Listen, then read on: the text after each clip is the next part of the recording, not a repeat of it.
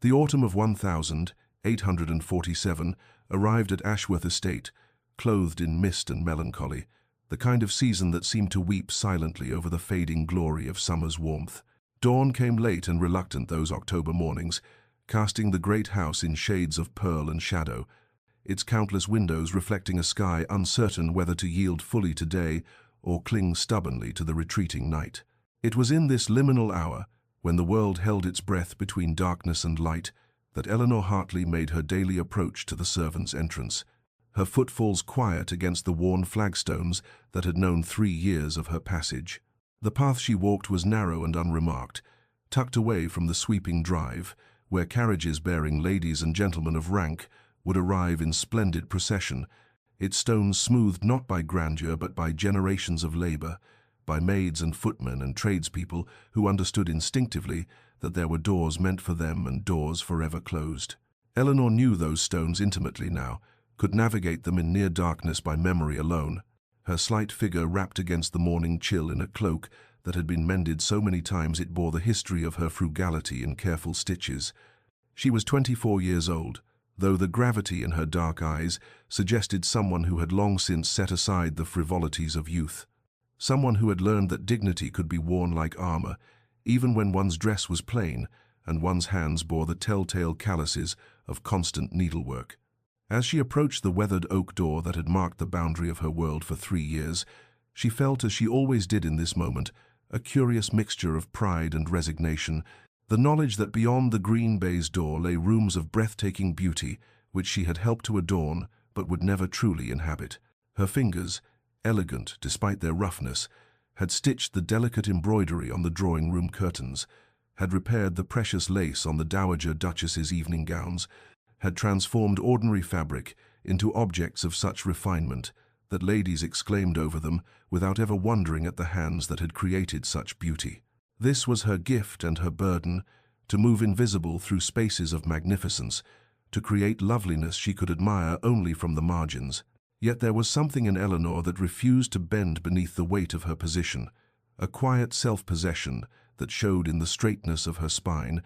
in the way she met the world, with eyes that neither challenged nor cowered, but simply observed with clear, unflinching honesty. She understood the boundaries that separated her from those she served,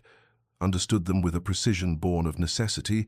yet she navigated them with a grace that suggested she had not surrendered some essential part of herself to the hierarchy that governed every breath within these walls. Adrian Ashworth, the Duke of Thornfield, had returned to his ancestral estate 6 weeks prior,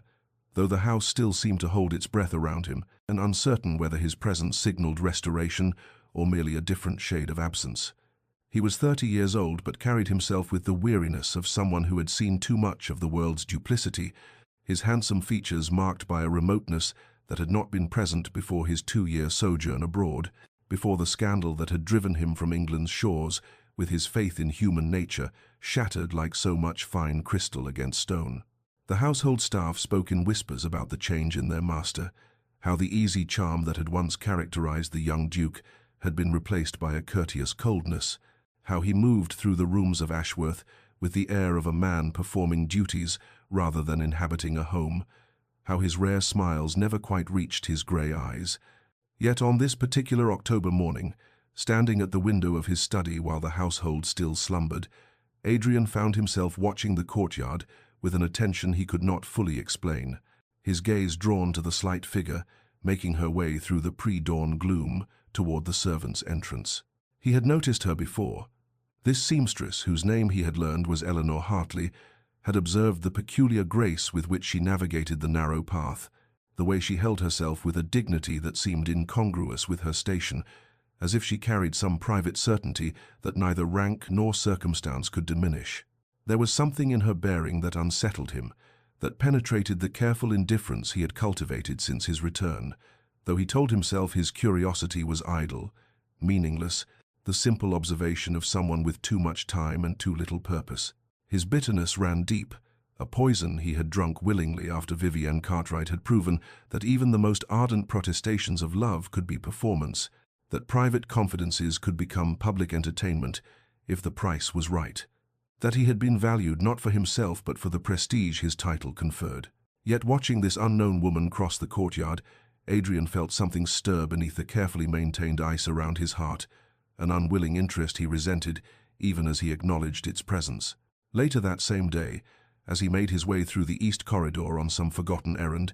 he encountered her a brief, charged moment when Eleanor emerged from the linen room and nearly collided with him, her arms full of fabric, her eyes widening in alarm at the unexpected proximity to the master of the house. Their gazes met for a fraction of a second, hers dark and startled, his cool and assessing, and in that instant, Adrian registered the intelligence in her expression, the proud set of her shoulders, even as she immediately lowered her eyes and stepped aside, murmuring an apology so quiet he almost didn't hear it. She was past him before he could respond, disappearing around the corner with swift, silent steps, leaving him standing in the corridor wondering why such a brief encounter had left him feeling as though something significant had occurred, as though he had glimpsed something rare and true in a world that had taught him to trust nothing and no one, least of all the evidence of his own treacherous heart. The summons came on a grey November morning, when frost still clung stubbornly to the window panes, delivered by Mrs. Hartwell with an expression that mingled approval and concern, informing Eleanor that the Dowager Duchess herself had requested her presence to undertake the restoration of a priceless heirloom wedding veil that had been worn by Ashworth brides for 3 generations and now required the most delicate of hands to repair the damage time and careful storage had failed to prevent. Eleanor felt her stomach tighten with both honor and apprehension as she gathered her finest needles and most precious silks, understanding that this commission would require her to work, not in the familiar confines of the servants' sewing room, but in the family's private chambers, crossing boundaries she had spent 3 years carefully respecting, entering spaces where she did not belong, except by explicit invitation and temporary necessity. The Dowager's sitting room, when Eleanor was ushered into it by a footman whose expression revealed nothing, was a symphony of quiet opulence that made her acutely conscious of her plain dress and work-roughened hands, all pale blue silk wallpaper and gleaming mahogany furniture, portraits of long-dead Ashworths gazing down with aristocratic indifference, the very air seeming to carry the weight of privilege and history. She stood uncertainly near the door until the Dowager, a handsome woman of perhaps 55 with iron-grey hair and shrewd hazel eyes, gestured her forward to examine the veil spread across a velvet-covered table, and Eleanor forgot her discomfort the moment she saw the exquisite lace, her professional assessment immediately noting the delicate Valenciennes work, the places where the fine threads had begun to separate. The challenge and privilege of touching something so precious. She was bent over the veil, her fingers tracing the pattern with reverent care, her mind already calculating the hours of painstaking work required when she heard footsteps behind her and turned to find Adrian Ashworth standing in the doorway of what had been his late mother's sitting room,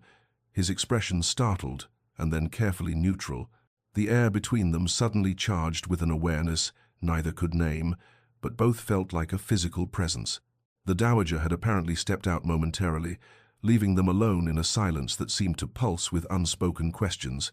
and when Adrian spoke, his voice was curt, almost harsh, asking what she was doing in these private quarters, though Eleanor sensed the curtness was directed more at his own reaction to finding her there than at her presence itself. She explained about the veil with careful respect, her eyes properly lowered, her voice steady despite the rapid beating of her heart, and she felt rather than saw him move closer, drawn despite himself to examine her work, his gaze falling on her hands as she demonstrated the technique she would use for the repair.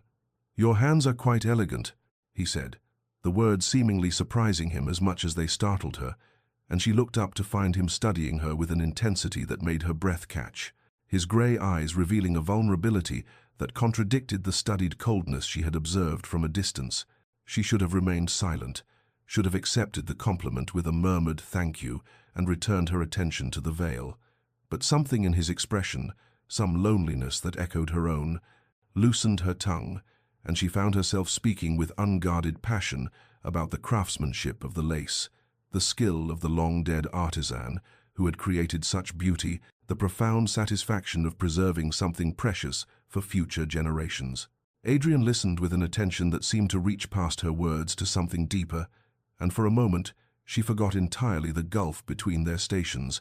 forgot everything except the connection sparking between two people who recognized in each other something rare and true, until the sound of the dowager's returning footsteps broke the spell, and Eleanor retreated instantly into the proper deference her position required, though not before she saw in Adrian's eyes something that looked remarkably like wonder, as if he had discovered something unexpected and infinitely valuable in the last place he had thought to find it. The following weeks brought an unseasonable chill that seemed to seep through even the thick stone walls of Ashworth, and Eleanor found herself working on the delicate veil in the warmth of the morning room, where the Dowager and Lady Beatrice often received callers, her fingers moving with practiced precision through the intricate lace, while around her swirled the polite conversation of ladies discussing charitable endeavors and social engagements, their voices a familiar backdrop to her concentration. She had grown accustomed to her peculiar position in these gatherings, neither quite servant nor quite guest, occupying some undefined space that required constant vigilance to navigate properly, yet she could not help but notice how often the Duke found reason to pass through these very rooms during the hours she worked there, his tall figure appearing in the doorway with some question for his stepmother about estate business or some document requiring Lady Beatrice's attention, his presence causing a subtle shift in the atmosphere that Eleanor felt like a change in air pressure before a storm. The small attentions began so gradually that she told herself at first they meant nothing, that she was reading significance into simple courtesy, but when a footman arrived bearing a tea tray specifically for the seamstress on a particularly cold afternoon, Mrs. Hartwell's raised eyebrow and knowing glance suggested that others had noticed what Eleanor tried desperately to dismiss. Then came the morning when Adrian paused beside her work table, ostensibly examining a set of damaged tapestries that hung in the adjacent gallery, and asked her opinion on their restoration, in his tone casual, but his eyes intent, as he listened to her explanation of the historical techniques used in their creation, her knowledge drawn from her father's extensive library and her own years of study, and she saw surprise flicker across his features, followed by something that looked remarkably like respect. The Dowager observed these interactions with a shrewdness that made Eleanor acutely self-conscious, though when their eyes met across the room one afternoon, the older woman's expression held neither disapproval nor censure, but rather a thoughtful consideration that seemed to weigh possibilities against probabilities, as if she were solving some complex equation whose variables included her stepson's happiness and the rigid mathematics of social hierarchy. Eleanor's internal state grew increasingly tumultuous as the days passed, and the weight of Adrian's attention became impossible to deny or dismiss, her heart beating faster whenever she heard his footsteps in the corridor, her awareness of his presence in a room as acute as if he carried his own source of heat and light. Yet she scolded herself fiercely for the traitorous hope that flickered to life, despite all reason and propriety, telling herself that she imagined the way his gaze lingered on her face, that she projected her own impossible feelings onto his simple kindness, that a duke and a seamstress inhabited different worlds as surely as the stars inhabited different spheres, and any thought of crossing that divide was not merely impractical but dangerously foolish, the kind of fantasy that could only lead to heartbreak and ruin. The December afternoon had turned the formal gardens into a landscape of silver and shadow when Eleanor, having completed her work early on the Vale and seeking a moment of solitude before returning to the servants' quarters, had happened to glance through the morning-room windows and saw Lady Beatrice standing beside the frozen fountain in obvious distress, her posture rigid with discomfort, as a gentleman Eleanor recognized as Lord Pemberton's son leaned far too close, his hand grasping her arm with presumptuous familiarity that made Eleanor's blood run cold with recognition of a situation no young lady should endure alone. She did not pause to consider whether intervention lay within her authority, or whether crossing into the garden constituted an inappropriate breach of her position, driven instead by an instinct that had nothing to do with rank and everything to do with fundamental human decency. And she moved swiftly through the side door and across the frosted grass, her approach drawing the young man's attention and causing his expression to shift from predatory confidence to irritated surprise. "Lady Beatrice," Eleanor said with a calm that belied the rapid beating of her heart, "the Dowager Duchess has requested your presence immediately regarding tomorrow's arrangements." The lie delivered with such conviction that Beatrice seized upon it gratefully. pulling free from Lord Pemberton's grasp and moving to Eleanor's side with relief evident in every line of her trembling frame. The gentleman attempted to protest, his tone condescending as he addressed Eleanor with barely concealed contempt, suggesting that servants should not interfere in matters above their station, but Eleanor met his gaze steadily and replied with quiet firmness that any person of conscience would recognize when assistance was required, regardless of station, and she guided Beatrice back toward the house with a protective hand at the young woman's elbow, leaving Lord Pemberton fuming in the frozen garden. Lady Beatrice thanked her profusely once they were safely inside, her gratitude spilling over in rushed explanations of how the man had cornered her. How frightened she had been, how grateful she was for Eleanor's intervention,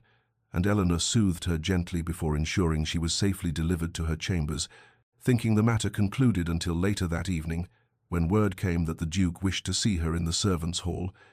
a summons so unprecedented that the entire below-stairs staff fell silent as Adrian Ashworth descended into their domain, his tall figure seeming to fill the low-ceilinged space as every servant rose in startled respect. He thanked Eleanor formally for her protection of his sister, his words correct and proper, but his eyes held an intensity that made her aware of every other person watching this extraordinary exchange, and when he asked why she had acted, she answered simply and honestly that it was the right thing to do, that one need not be noble by birth to recognize when nobility of action was required, and she saw something shift in his expression, some final barrier crumbling as he looked at her with undisguised wonder, as if she had just answered a question he had been asking himself for weeks without knowing he sought an answer. The moment stretched between them, charged with recognition and possibility, until Adrian nodded slowly and departed, leaving Eleanor trembling slightly as she felt the weight of curious and astonished gazes from her fellow servants. And though she feared she had overstepped some invisible line and invited consequences she could not predict, she could not regret speaking truth or acting with the integrity her father had taught her to value above all else, even as her heart whispered that something fundamental had shifted between herself and the Duke, something that could not now be taken back or ignored. The days following Eleanor's intervention on Lady Beatrice's behalf brought a shift in the household's rhythms, as subtle as the turning of winter toward its deepest cold, for Adrian began requesting Eleanor's presence for what he termed consultations about various textile projects throughout the estate, and though both of them recognized these pretexts for what they were, neither acknowledged aloud the transparent nature of his requests or the way their conversations gradually drifted from discussions of damask patterns and tapestry restoration toward territory far more personal and revealing. He asked about her past one grey afternoon as they stood before a series of faded wall hangings in the long gallery. His tone carefully casual, but his attention focused entirely on her response, and Eleanor found herself speaking of her father with a tenderness she rarely allowed herself to express, describing the country vicarage where she had grown up, surrounded by his extensive library, the genteel poverty that had marked her childhood after her mother's early death, and finally, the debts that had accumulated through her father's generous nature and poor financial judgment, debts that his death had left unpaid and threatening.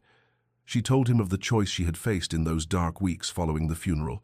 a local merchant of comfortable means but coarse manner, who had offered marriage with the understanding that her acceptance would settle her father's obligations, and she admitted quietly that everyone had expected her to accept, that refusal had seemed not merely impractical but almost incomprehensibly proud, yet she had chosen honest work over a union that would have required her to pretend affection she could not feel, to spend her life as payment for her father's mistakes. Adrian listened with an intensity that made her aware of how rarely anyone had truly attended to her words,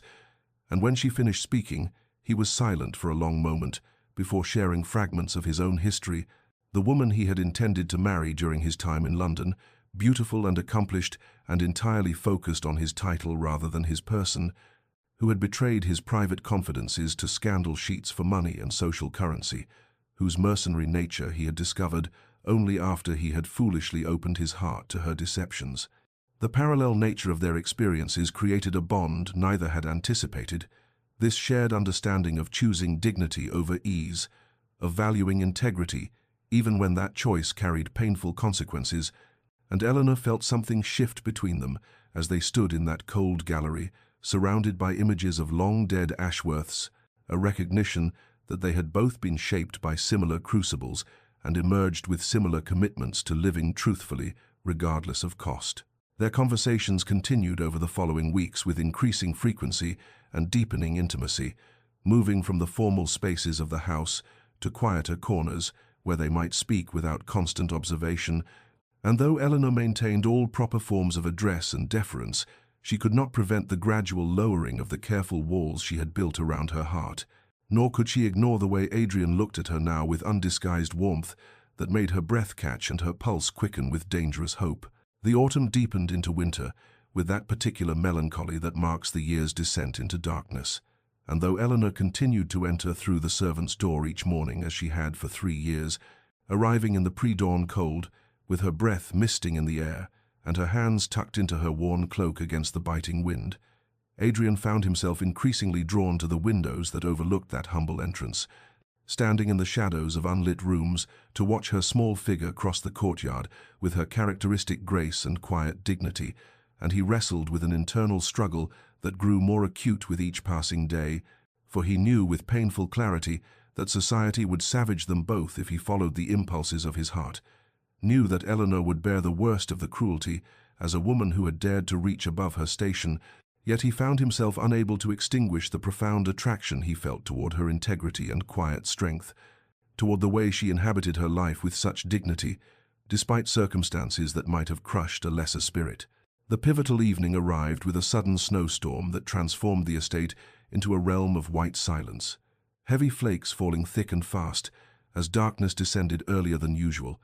and Eleanor, who had been working late in the library on Christmas decorations at the Dowager's request, found herself effectively stranded by the weather's swift turn, the sensible course being to remain in the warm room until the worst of the storm passed, rather than venture through the treacherous courtyard to the servants' quarters. Adrian discovered her there quite by accident, or perhaps by some unconscious design his rational mind refused to acknowledge, entering the library in search of a volume and finding instead Eleanor silhouetted against the firelight, her dark hair catching glints of gold and copper as she reached up to hang garlands of evergreen,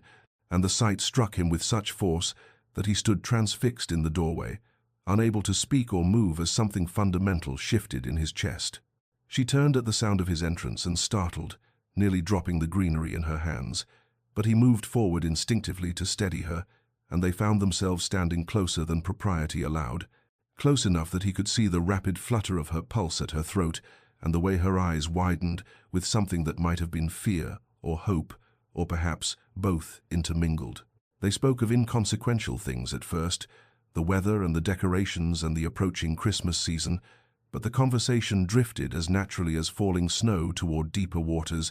and when she mentioned a line from Wordsworth about nature's quiet beauty, he found himself reciting the full verse, and she completed the final lines with such perfect understanding of the poet's meaning that he felt a connection far more intimate than any physical touch, their voices weaving together in the firelit dimness as the storm raged outside and the house slept around them. The air between them grew charged with possibility as they discussed poetry and philosophy and the nature of beauty, standing too close now for any pretense of formal distance, and Adrian felt himself on the verge of speaking words that could not be unsaid,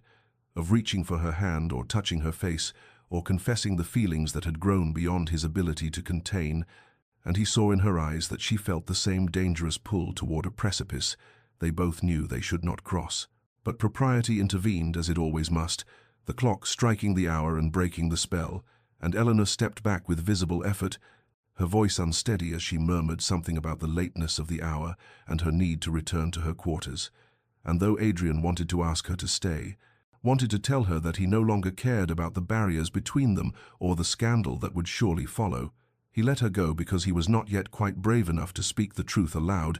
and he watched her slip through the doorway into the snowy darkness while he remained by the dying fire, knowing that both of them would lie awake that night, fighting the same internal battle between what their hearts demanded and what their positions in the world's hierarchy seemed to require of them. Christmas arrived at Ashworth with all the glittering pageantry expected of a ducal household, the estate transformed into a realm of candlelight and evergreen boughs, of polished silver and crystal that caught the flames of hundreds of tapers, And Eleanor found herself working behind the scenes as she had for 3 Christmases prior, her skilled fingers adjusting the drape of silk gowns and mending small tears in delicate fabrics, her presence invisible to the guests who swept through the grand rooms in their finery. And she told herself that this was proper, that this was her place, yet she could not prevent herself from stealing glimpses of the festivities through the servants' passage, watching through a crack in the doorway, as Adrian moved through the ballroom with that particular grace, born of privilege and training, dancing with young ladies whose breeding matched his own, whose conversation sparkled with practiced wit, whose beauty had been cultivated from birth for precisely such occasions. She witnessed Lady Charlotte Pemberton in particular, claiming his attention with obvious design, the woman's alabaster skin and golden hair creating a vision of perfection, as she laughed at something Adrian said, her hand resting on his arm with casual intimacy,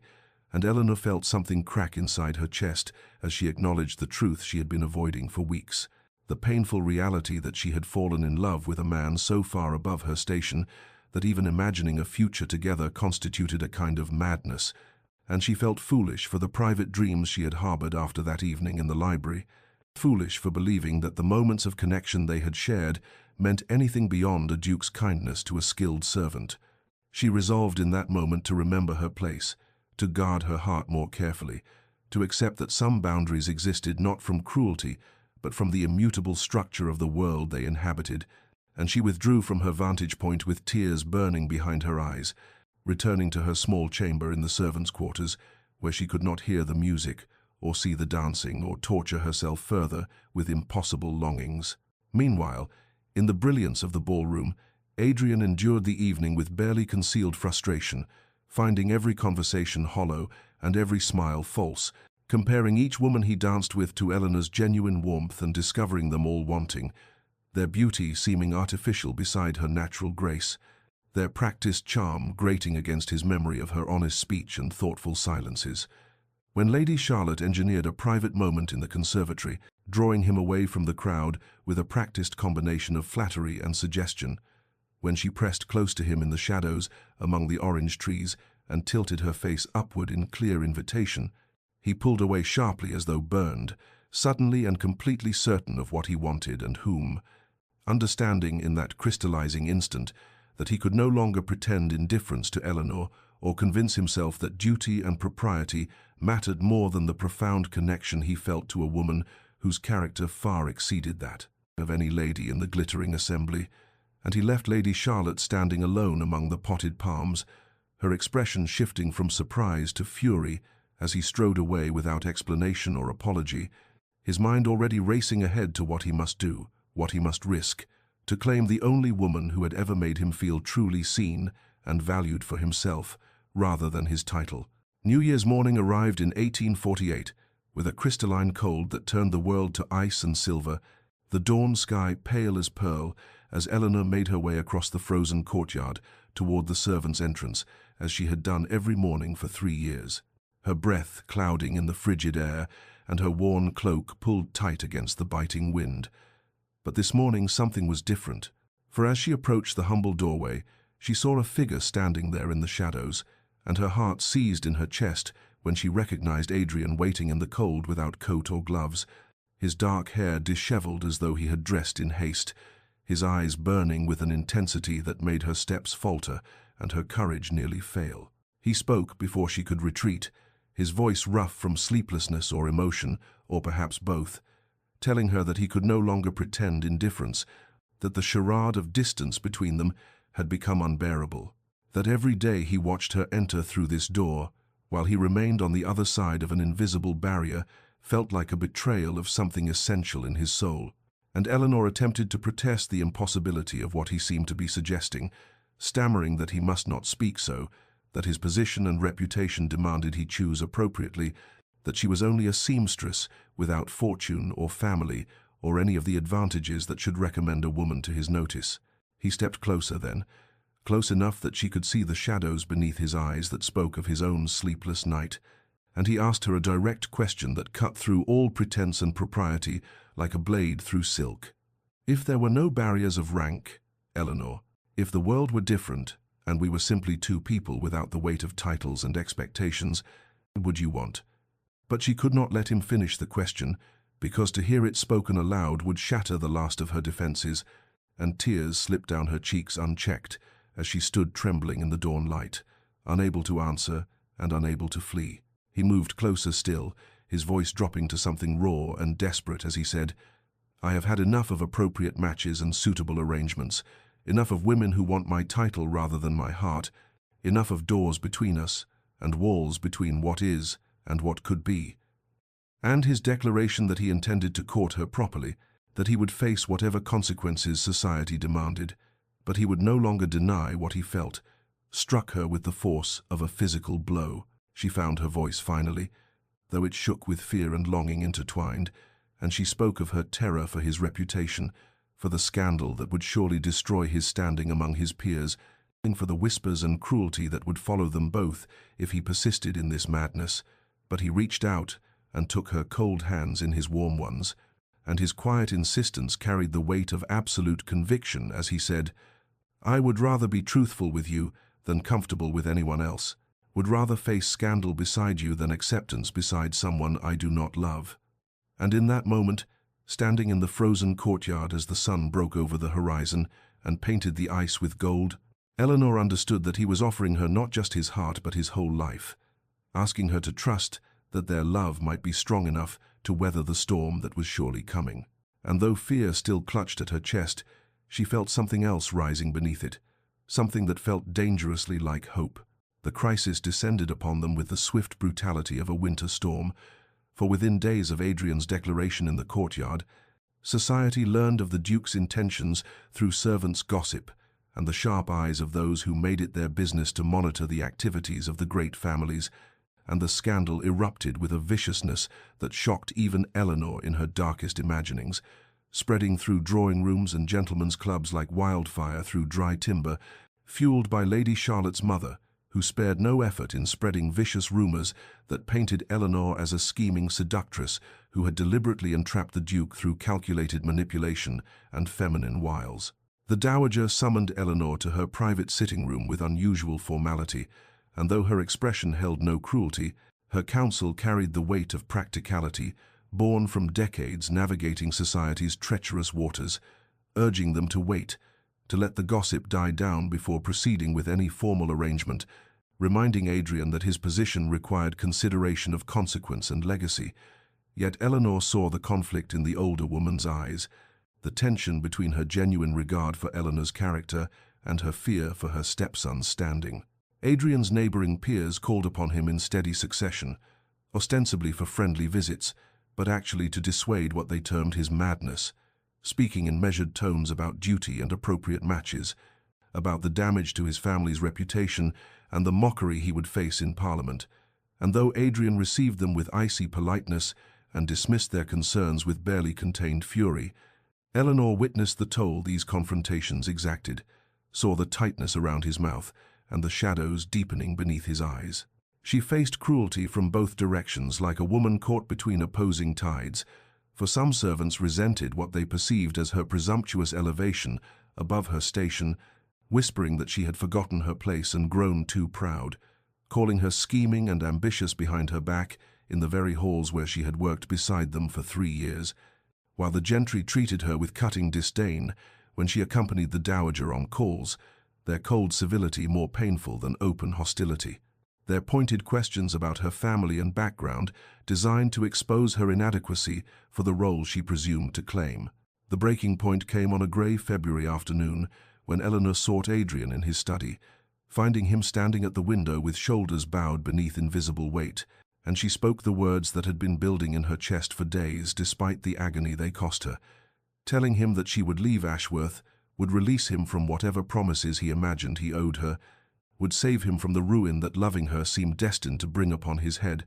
her voice steady, though her heart was shattering with each syllable. His response was immediate and anguished, spinning to face her with such raw pain in his eyes that she nearly lost her resolve, his voice breaking as he demanded, "You would save my reputation by destroying my heart? You would ask me to live the rest of my life knowing I was too cowardly to fight for the only woman I have ever truly loved?" She confessed then what she had never spoken aloud,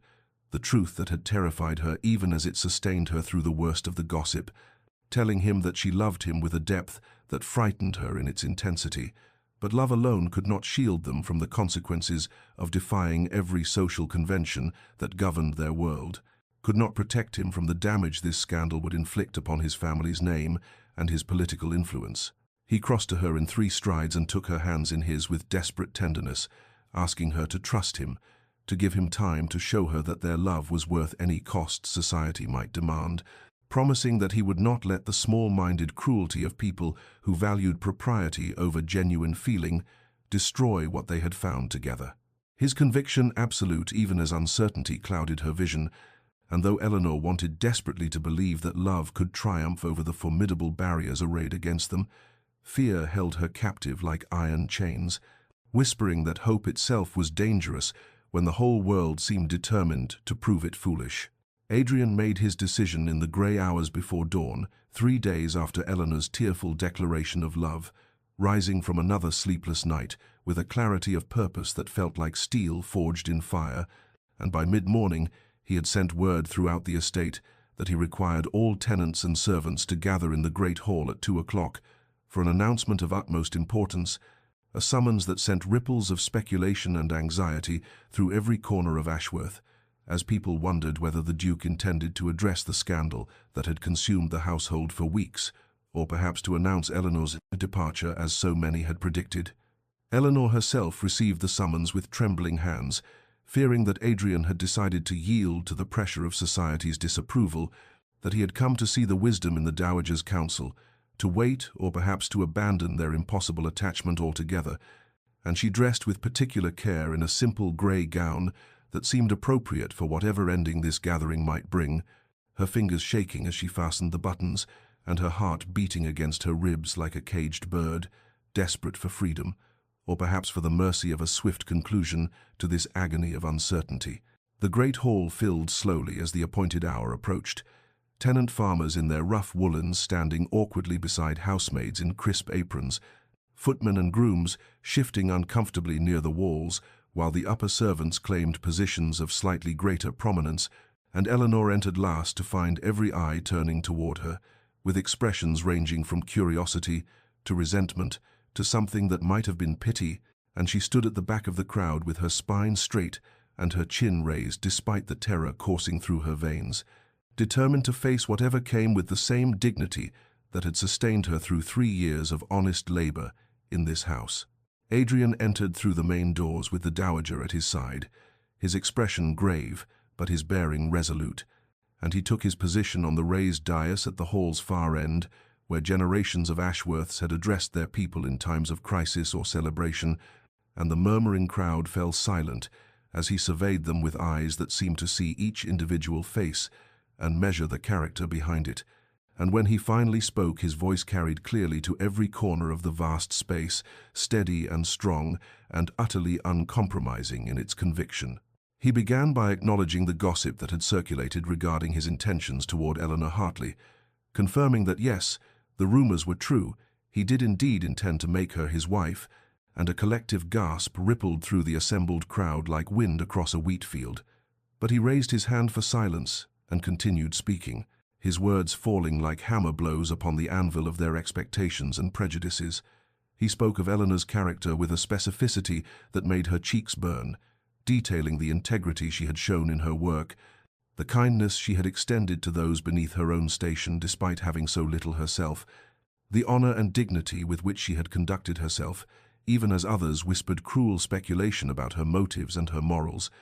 and he acknowledged his love for her before these witnesses with a frankness that would have been shocking had his sincerity been any less evident, stating plainly that he had chosen to spend his life with this woman and would marry her regardless of society's approval or disapproval. Then he issued his challenge, his voice rising with passion as he declared,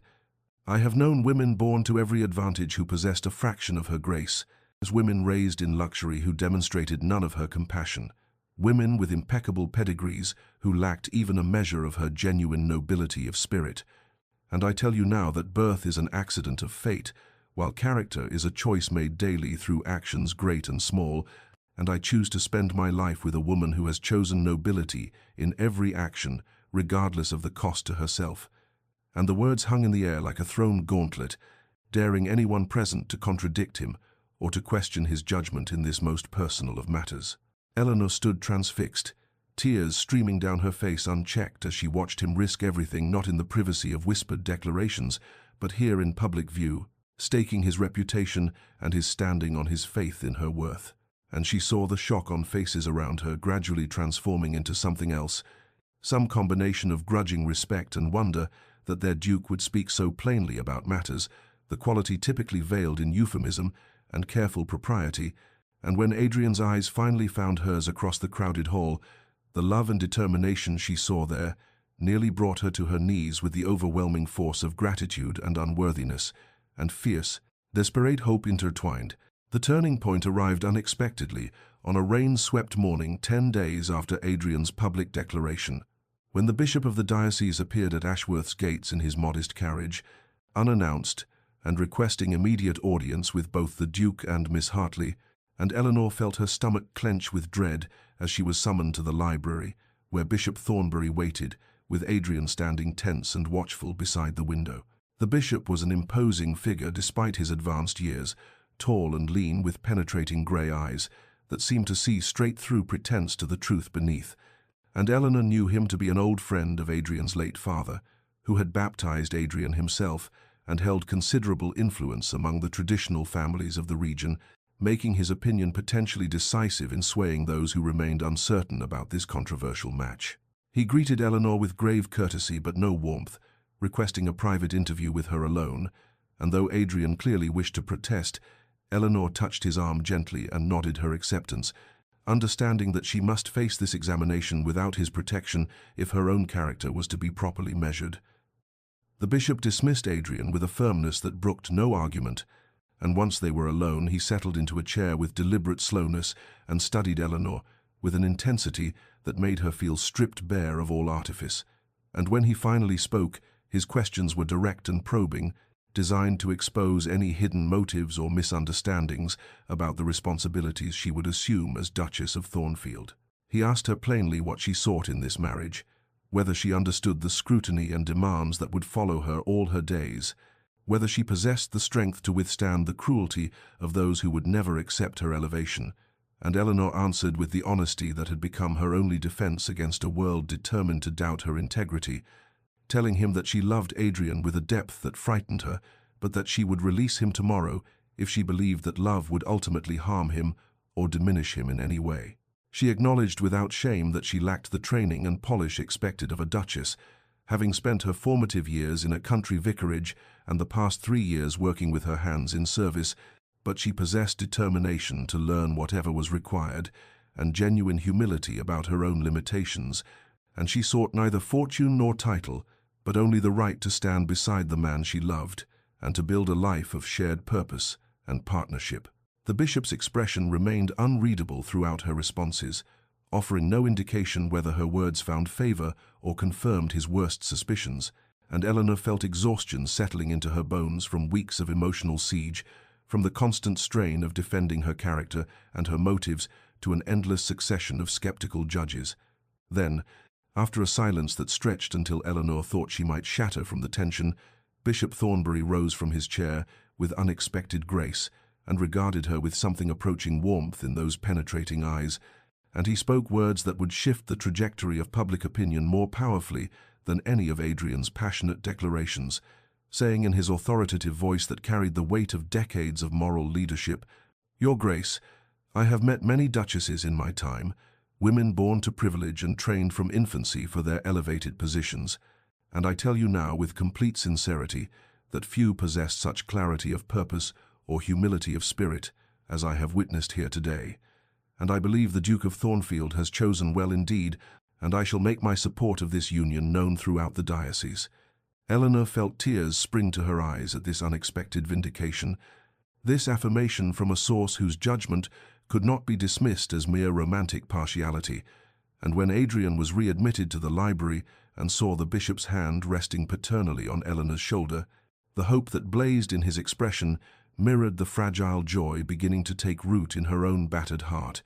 and she understood that they had cleared a crucial hurdle on the long road toward acceptance and legitimacy. As winter yielded to early spring, and the first brave crocuses pushed through the thawing earth around Ashworth's gardens, preparations began in earnest for a wedding that had once seemed impossible. Yet Adrian insisted upon one symbolic act before any other arrangements could proceed, summoning the estate's master mason and issuing instructions that shocked the entire household into stunned silence. He ordered the servants' entrance through which Eleanor had passed for 3 years, her feet wearing a familiar path across those cold stones in darkness and in light, to be formally sealed with stone and mortar, the doorway filled in permanently so that no one could ever again use that passage. And he commissioned a brass plaque to be installed on the spot where the door had stood, bearing the inscription, "Dignity requires no separate doors," words that would stand as testament to his convictions and his refusal to maintain the artificial divisions that had kept them apart for so long. On the morning after the work was completed, Eleanor arrived at dawn as habit dictated, her body moving along the accustomed route before her mind fully registered the change, and she stopped short when she found smooth stone where the familiar entrance had been, her hand rising to touch the plaque with trembling fingers as she read the words engraved there, and tears blurred her vision as the full meaning of Adrian's gesture settled into her heart with the weight of a sacred vow. She heard footsteps on the gravel path and turned to find Adrian himself approaching from the main entrance, dressed impeccably despite the early hour, and he extended his hand to her with grave formality, his voice carrying clearly in the crisp morning air as he said, "Miss Hartley, would you do me the honor of entering Ashworth as my acknowledged betrothed, through the doors befitting your position as the future Duchess of Thornfield?" Eleanor felt her knees weaken at the magnitude of this moment, this crossing of a threshold that was both literal and symbolic, and she placed her hand in his with a sense of stepping forward into a future she had never dared to imagine for herself. And together they ascended the marble steps of the main entrance, while household staff emerged from doorways and windows, drawn by some invisible summons to witness this historic transformation. The great doors stood open before them like welcoming arms, and as Eleanor crossed that threshold on Adrian's arm, she heard the sound of applause beginning tentatively from the assembled servants and growing stronger as the family members joined in. And she saw Mrs. Hartwell openly weeping with joy, and young Molly the chambermaid beaming with pride, and even the stern Mr. Pemberton the butler, nodding his approval of this unprecedented breach of convention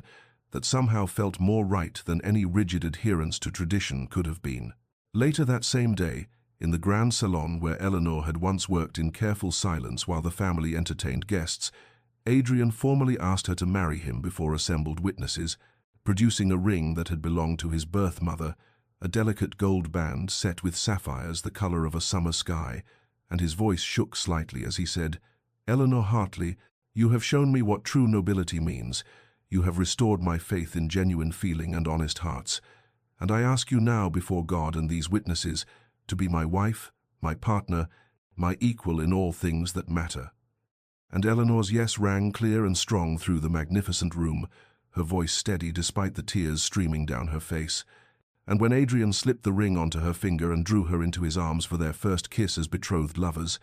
the tenderness and promise in that embrace spoke of a love tested by doubt and opposition, and emerging stronger for having endured. A love that would sustain them through whatever challenges lay ahead, and Eleanor allowed herself at last to believe fully in this impossible miracle, to embrace the joy she had spent so long holding at arm's length, to trust that she was worthy of this extraordinary man's devotion, and capable of rising to meet the demands of the life they would build together. The wedding preparations revealed class tensions with a clarity that no amount of goodwill could entirely soften, for while the bishop's endorsement and Adrian's unwavering determination had secured Eleanor's position in principle, the practical reality of planning a ceremony that would unite a duke with a former seamstress exposed fault lines that ran deep through the bedrock of English society. Adrian's paternal aunt, Lady Georgiana Ashworth, sent a coldly formal letter declining to attend and stating plainly that she considered the match a disgrace to the family name that would be whispered about in drawing rooms for generations, and her refusal emboldened others who had been wavering in their judgment, resulting in a steady trickle of polite regrets from families who preferred not to be associated with such an unprecedented breach of social order. Yet for every door that closed against them, another opened with unexpected warmth, and it was Lady Beatrice who emerged as Eleanor's fiercest champion, declaring at a tea party within hearing of several influential matrons that she wanted no friends who could not recognize virtue, regardless of its origin, and that her future sister-in-law possessed more genuine nobility in her smallest finger than many titled ladies possessed in their entire artificial persons. The Dowager Duchess, who had maintained a careful neutrality even after giving her qualified blessing, began to warm more genuinely as she observed Eleanor's genuine care for Adrian and her determination to honor the Ashworth legacy rather than simply claiming its privileges, and she remarked privately to her stepson that she had initially feared he was acting from rebellion against his own class, but now believed he had found something far rarer than an appropriate match. He had found a true partner who would strengthen rather than diminish what the family represented at its best. The wedding preparations proceeded with a strange mixture of traditional grandeur and deliberate simplification,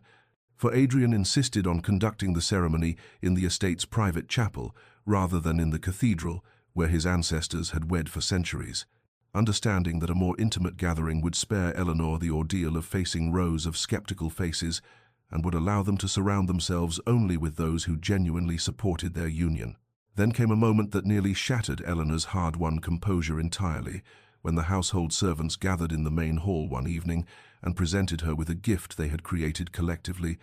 a beautifully sewn handkerchief of the finest linen on which each member of the staff had contributed a single stitch, creating an intricate pattern that represented their shared labor and their blessing on her transformation from colleague to mistress. Mrs. Hartwell, the head housekeeper who had supervised Eleanor's work for 3 years and had witnessed her unfailing courtesy even when exhausted or treated dismissively, spoke for them all with tears gleaming in her shrewd old eyes, saying in her gruff voice that carried genuine emotion beneath its practical tone, "You have never forgotten where you came from, miss. Never put on airs or pretended you were born to what you're stepping into now. And we trust you won't forget us when you become Her Grace. Won't lose sight of what it means to work with your hands and earn your bread through honest labor." Eleanor accepted the handkerchief with trembling fingers and made a promise through her tears that she would remember both. The servant's stairs she had climbed in darkness and cold, and the kindness that had been shown her there, that she would never allow her elevated position to separate her from an understanding of the struggles and dignity of those who served, and in that moment the divisions between mistress and maid dissolved into something more profound, a recognition of shared humanity that transcended the arbitrary boundaries of birth and station. The wedding day arrived with spring blossoms opening across Ashworth's gardens like small white prayers ascending toward a sky. Of such crystalline blue, it seemed heaven itself had bent closer to witness this union that defied convention and chose love over propriety. And Eleanor stood in the dowager's chambers, wearing the restored heirloom veil she had once mended with trembling hands as a mere seamstress, the delicate Brussels lace cascading over her shoulders in intricate patterns that seemed to tell stories of all the brides who had worn it before her, though none had traveled quite so far to reach this moment of transformation. The ceremony in the estate's private chapel was intimate by design, the ancient stone walls holding only those whose support was genuine rather than obligatory, and as Eleanor walked down the short aisle on the arm of Mr. Pemberton, the butler who had agreed to give her away in the absence of living family, she felt the weight of sympathetic gazes and understood that every person present had chosen to stand as witness, despite the social costs such allegiance might exact, and their courage strengthened her own trembling resolve. Adrian waited at the altar in his formal attire, but it was his face that held Eleanor's attention, the naked emotion visible in his eyes as he watched her approach, and she saw there no trace of doubt or hesitation, only a certainty that steadied her racing heart and reminded her that this love was worth every risk they had taken, every door they had closed behind them, to step forward into unknown territory together. When the time came for vows, Adrian spoke words he had written himself rather than merely repeating the traditional phrases, his voice carrying clearly through the hushed chapel as he said, "Eleanor, I have learned that truth can be found in unexpected places, that genuine nobility has nothing to do with titles or birth, and I vow before God and these witnesses that I choose to spend my life loving you for who you are, rather than what convention says you should represent, that I will honor your strength and your gentleness, of your wisdom earned through struggle, and your grace maintained despite hardship." Eleanor's own vows trembled from her lips with equal conviction, her promise to honor the responsibilities she now assumed, to serve the Ashworth legacy with the same dedication she had once brought to her needlework, to stand beside Adrian as partner rather than ornament, and to remember always that their union represented not the elevation of one person, but the joining of two souls who had recognized in each other something precious and rare. The moment they were pronounced husband and wife, Adrian drew her close and kissed her with tender reverence, and when they turned to face their guests, he did not lead her toward a discreet side exit, but instead walked her directly down the main aisle, with their joined hands raised slightly, a subtle but unmistakable gesture of defiance toward all those who had doubted the rightness of this match, and the applause that erupted was enthusiastic and heartfelt, rising toward the vaulted ceiling like a benediction. The wedding breakfast that followed broke yet another convention, for Adrian had insisted that select members of the household staff be included among the family guests. So Mrs. Hartwell sat at table beside Lady Beatrice, and young Molly the chambermaid found herself addressed respectfully by the bishop himself, and in this mingling of stations there was a preview of the kind of household Eleanor and Adrian intended to create together, one where dignity was accorded to all who demonstrated character and where artificial barriers would be challenged at every opportunity. The joy that filled those hours was genuine and hard-won, and therefore infinitely precious, sweeter for having been earned through patience and courage rather than simply claimed as a birthright. And as Eleanor looked around at the assembled company, at Adrian's hand warm in hers, and the dowager's approving smile, and Lady Beatrice's delighted grin, she felt herself finally release the last vestiges of fear and doubt, allowing herself to fully inhabit this moment of triumph and transformation, to believe completely in the future they would build together one deliberate choice at a time. The wedding night arrived with a tenderness that transcended the physical realm, for Adrian understood with rare sensitivity that Eleanor stood at the threshold of vulnerability far deeper than mere intimacy of flesh. She was entering spaces that were now legitimately hers, yet which carried the weight of 3 years' worth of boundaries and prohibitions, and he guided her through those hours with patience that spoke of genuine love rather than mere desire, his touch reverent as he helped her from the elaborate wedding gown whose fastenings she had sewn herself in quiet evening hours, his whispered assurances gentle against her, trembling, as he reminded her that she belonged here, not through conquest or scheme, but through the simple truth of their love. The days that followed brought adjustments both small and profound, for Eleanor discovered that being served by those who had once been her peers created a strangeness she had not anticipated, and when Molly the chambermaid brought her morning tea with downcast eyes and trembling hands,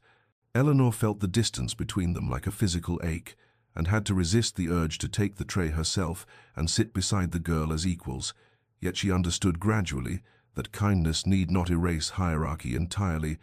It could instead transform hierarchy into something gentler, could make service feel less like subjugation and more like honored contribution. There came an evening, perhaps a fortnight into their marriage, when Eleanor stood in the Duchess's chambers, her chambers now, staring at her reflection in the gilt-edged mirror and feeling the weight of expectations pressing down upon her shoulders like stones. And when Adrian found her there with tears sliding silently down her cheeks, she confessed in a broken whisper that she felt overwhelmed by the demands of her new position, terrified that she would fail him or embarrass the family name or prove that all those who had called her presumptuous had been right all along. His response came without hesitation but with infinite gentleness as he turned her to face him and cupped her face in his hands, saying with quiet conviction that carried the force of absolute truth, "You need not transform overnight, Eleanor. You need not become someone other than who you are. For I did not fall in love with a duchess or with some idealized vision of what a woman in this position should be. I fell in love with Eleanor Hartley, who stitched beauty with patient hands and walked through cold mornings with quiet dignity. And I ask only that you let her grow into this role at her own pace. Let her bring to it the same integrity and thoughtfulness she has brought to everything else." Their physical intimacy deepened alongside their emotional connection as the weeks passed, creating between them a bond that transcended the separate worlds from which they had come. And when they hosted their first dinner party as Duke and Duchess, Eleanor's nervousness manifested in trembling hands that nearly upset a wine glass, Yet her genuine warmth and her sincere interest in each guest's concerns ultimately won over several skeptical attendees who had come prepared to find fault, but discovered instead a hostess whose lack of aristocratic polish was more than compensated by authentic hospitality that made each person feel genuinely valued rather than merely acknowledged. Months passed, and summer brought its golden warmth to Ashworth, transforming the gardens into riots of color and filling the long days with light that seemed to linger as though reluctant to yield to evening's gentle shadows. And in those sun-drenched weeks, Eleanor grew into her role as Duchess with a determination and grace that surprised even those who had championed her cause. For she approached her new responsibilities with the same meticulous care she had once brought to her needlework, studying the estate's accounts and histories, learning the names and circumstances of every tenant family, understanding that true authority came not from demanding deference, but from earning respect through genuine care for those whose lives depended upon the Ashworth stewardship. She established a program to provide education and skills training for young women in the village, drawing from her own experience of needing to support herself when fortune had stripped away every other option, and the workshop she created in one of the estate's unused buildings became a place where girls who might otherwise have faced desperate choices could learn trades that would grant them independence and dignity, could acquire the skills that would allow them to navigate the world with heads held high, regardless of what circumstances life might impose upon them. Adrian supported her initiatives not merely in private encouragement, but in public endorsement, speaking at the workshop's opening ceremony about how his Duchess understood the challenges facing ordinary people because she had lived them rather than merely observed them from aristocratic distance, and his words carried a quiet pride that made Eleanor's heart swell with gratitude for this man who had chosen her not despite her humble origins, but in part because of the perspective those origins had granted her. Their partnership deepened through those summer months into something that transcended the romantic love that had first drawn them together, becoming instead a collaboration of shared values and complementary strengths, so that when difficult decisions arose regarding estate management or tenant disputes, they would sit together in the study, discussing options with an easy communication that revealed how thoroughly their minds had learned to work in harmony, how completely they had become partners in every sense, rather than merely husband and wife, bound by legal contract and physical attraction. There came an evening in late August when Eleanor sat at Adrian's desk reviewing correspondence, while he stood by the window watching the sun set over fields golden with ripening grain, and in the comfortable silence between them, she felt a wave of contentment so profound it brought tears to her eyes. This sense of having found not just love, but home, not just acceptance, but true belonging, and when she rose to join him at the window, when he turned and drew her into his arms with unconscious tenderness, she whispered against his chest that she had news, that the physician had confirmed what she had already suspected in her heart, that come spring they would welcome their first child. And his response was everything she could have hoped for, his face transforming with wonder and joy as he held her closer, his hand coming to rest protectively over the place where new life grew, his voice rough with emotion as he spoke of the future they would build together, the family they would create, the legacy of love and dignity they would pass to the next generation. And Eleanor found herself marveling at how dramatically her life had transformed, how the woman who had once entered through servants' doors now stood in her husband's arms, planning for the birth of a child who would carry both their names and their shared commitment to living with integrity, regardless of what society might demand or expect. The final test arrived with the cruel precision of winter's first frost. For Lady Charlotte's mother, embittered by her daughter's failed suit, and nursing the wound of social humiliation that came from watching a mere seamstress claim the prize her own child had been denied, spread through the drawing rooms of society a vicious rumor that Eleanor had trapped the Duke through calculated seduction, had used her position as seamstress to gain access to his private chambers, and had employed wiles both shameful and deliberate to ensnare a man whose grief and isolation had made him vulnerable to feminine manipulation. The scandal reignited with a ferocity that shocked even those who had initially opposed the match, for the whispers carried an insidious quality that transformed Eleanor's genuine virtue into evidence of cunning, her quiet dignity into proof of artifice, her very reluctance to accept Adrian's courtship twisted into the performance of a skilled actress who knew that resistance would only inflame desire. Eleanor, now 6 months with child and carrying the visible evidence of their union beneath gowns that could no longer entirely conceal her condition, faced the cruelty at a public assembly held to benefit the local hospital, an event she had helped organize and could not avoid, without appearing to acknowledge guilt. And as she moved through the gathered society, she felt the weight of whispered innuendo like physical blows, saw women she had worked to befriend turn their faces away or regard her with expressions that mingled pity with contempt, heard fragments of conversation that stopped abruptly when she approached only to resume in hissed whispers once she had passed. Adrian witnessed one particularly cruel moment when a group of ladies, including Lady Charlotte herself, formed a deliberate barrier that forced Eleanor to walk around them, saw how his wife maintained her composure, despite the hurt that flickered in her eyes like candle flame in wind, observed the way she placed one hand protectively over her swollen belly, as though shielding their unborn child from the poison of their malice, and something in him that had remained civilized and constrained suddenly broke free with the force of long-suppressed rage. He strode to the center of the assembly hall and called for silence with a voice that carried the full weight of ducal authority, then delivered a speech that would be remembered and repeated in drawing rooms across 3 counties, his words cutting through pretense with surgical precision as he spoke of the cowardice inherent in attacking a woman's character from envy rather than evidence, of the particular cruelty of those who would persecute someone for the crime of rising above the station into which accident of birth had placed her, and then he issued his challenge with eyes that swept the room and lingered deliberately on Lady Charlotte and her mother. "My wife has shown more grace in the face of your cruelty than many of you have shown in lives of ease and privilege. She has borne your whispers and your snubs with a dignity that shames those who fancy themselves her betters,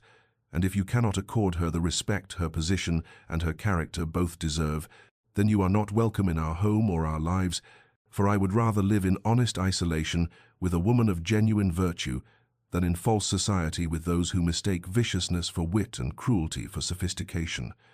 The room fell into a silence so profound that the ticking of the mantel clock seemed loud as thunder, and Eleanor stood frozen with tears streaming unchecked down her cheeks, tears born not of shame, but of overwhelming gratitude for this man, who had chosen her not in private romance but in public declaration,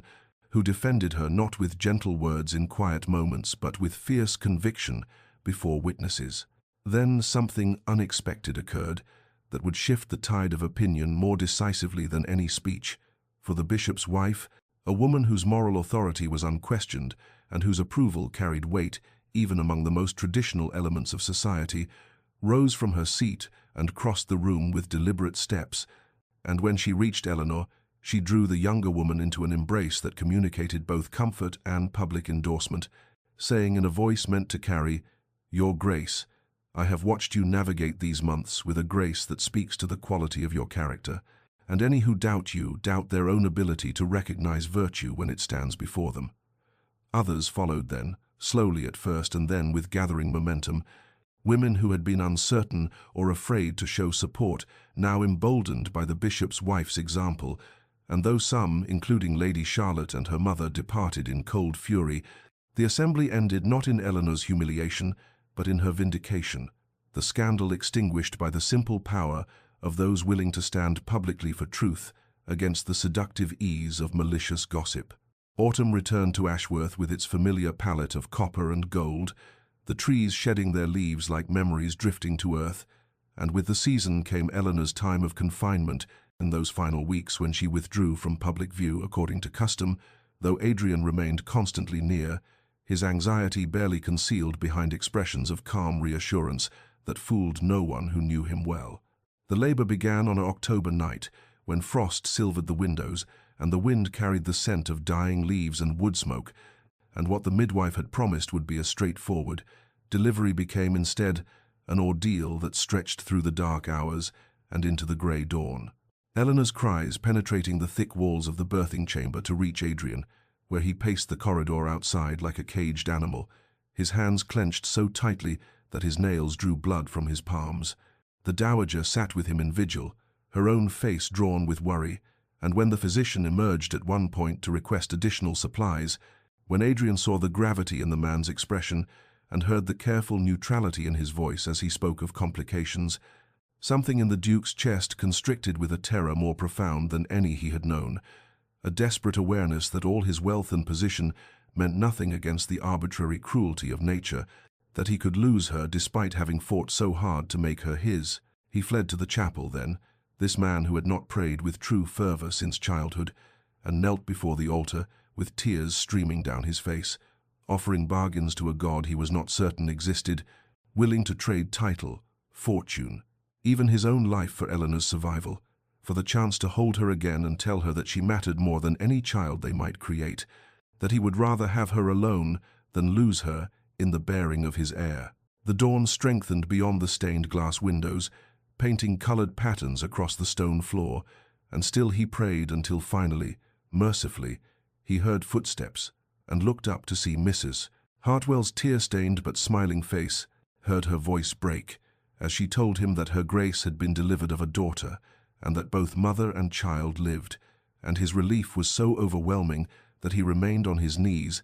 his body shaking with sobs that combined gratitude and lingering fear and the profound humility of having been granted what he had no right to expect. When they finally allowed him into the chamber, he found Eleanor propped against pillows, her face pale and marked with exhaustion, but alive, wonderfully alive, and in her arms a tiny creature with a shock of dark hair and impossibly small fingers that curled reflexively when he touched them,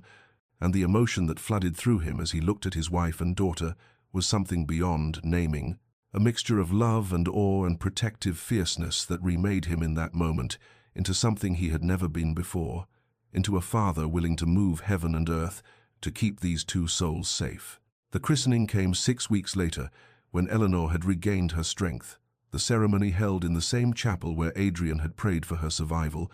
and they named their daughter Grace Eleanor Ashworth in deliberate acknowledgement of the unearned mercy that had brought her parents together, and the woman whose courage had made such love possible, and the gathered witnesses represented the full spectrum of Ashworth's community, nobility standing alongside tenant farmers and house servants in a gathering that would have been unthinkable before Eleanor's arrival, but which now seemed natural and right. The dowager held her granddaughter with obvious love, the baby small and perfect in her arms, and when she looked at Eleanor, her expression held none of the reserve that had once marked their interactions, only warmth and genuine affection, as she said, "You have brought light back to this house, my dear. You have reminded us all what truly matters, and my stepson chose wisely when he chose his heart over society's expectations." And Eleanor felt in that moment the final dissolution of any lingering sense of not belonging, the complete certainty that she had found home, not just in Adrian's love, but in this place, and among these people who had learned to see past the accident of her birth, to recognize the substance of her character. 5 years had passed since Eleanor Hartley first entered Ashworth as a seamstress, arriving in darkness through the servants' entrance with her sewing basket and her quiet dreams, and 3 years since she had entered it as a bride, through doors flung wide in defiance of convention, and in the interval between those entrances she had been transformed, not merely in title, but in the deepest substance of her being, and had grown from a woman who moved through the world with careful steps designed to avoid notice, into one who walked with the confidence born of knowing she belonged exactly where she stood. The autumn morning found her in the great hall, overseeing preparations for the harvest festival, her voice calm and assured as she directed servants, who now deferred to her judgment without the hesitation that had marked those early months. And watching from the doorway, Adrian felt his chest tighten with familiar wonder at the sight of her. This woman who had once believed herself unworthy of anything beyond honest work, and who now managed one of England's great estates, with a grace that made it seem effortless, though he knew the effort she had invested in learning every tradition and responsibility. Their children played in the garden, visible through the tall windows. Grace, now a spirited child of 4, with her mother's dark hair and her father's determination, and Thomas, barely 2 years old, and already showing signs of the stubborn independence that seemed to be the Ashworth inheritance. And when Eleanor glanced up and caught her husband watching, she smiled with the easy intimacy of those who have built something real together through patience and deliberate choice. The former servant's entrance, that narrow door through which Eleanor had passed in cold and darkness for 3 years, had been transformed, according to her vision, into a bright workshop where young women from the village and surrounding farms came to learn skills that might save them from the desperate choices poverty too often demanded, where they learned not just needlework but bookkeeping and reading, and the confidence to imagine futures beyond the limitations their births seemed to impose. And Eleanor taught there herself 2 mornings each week, her hands demonstrating stitches, while her words offered something more valuable than technique. That afternoon, a young seamstress arrived seeking employment, a girl of perhaps 18 with worn shoes and anxious eyes, and Eleanor greeted her personally at the main entrance, extending her hand to help the girl up the marble steps as she said gently, "In this house, there are no separate doors for those who work honestly. You will enter where anyone enters and be valued for the quality of your character and your craft." And the girl's expression of stunned gratitude reminded Eleanor so powerfully of her own younger self that she felt tears prick her eyes. Adrian joined them then, placing his hand at the small of Eleanor's back with the casual affection that still made her heart quicken. And together they welcomed this newest member of their household,